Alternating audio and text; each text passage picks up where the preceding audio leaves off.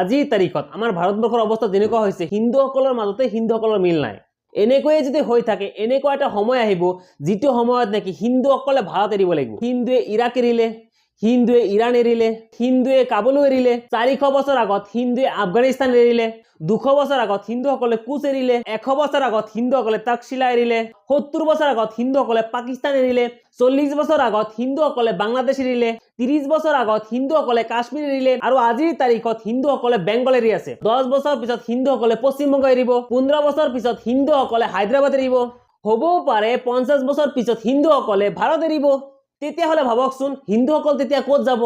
আজি হিন্দুসকল আছে বাবে হিন্দুস্তান আছে, আৰু কিমান দিন হিন্দুসকলে পলাই ফুৰিব। মনত ৰাখিব হিন্দুসকল, এই হিন্দুস্তান সেইসকল বীৰৰ যিসকলৰ ডিঙিয়ে কাটি দিছে কিন্তু শৰীৰে তৈয়াৰ হৈ আছে যুদ্ধ কৰিবলৈ। মাতৃভূমিৰ বাবে কেতিয়াও ৰৈ থকা নাই যুদ্ধ কৰিবলৈ। তেজেৰে ৰাঙলী হৈ গৈছে কিন্তু মূৰ তল কৰা নাই। তেতিয়াহ'লে এতিয়া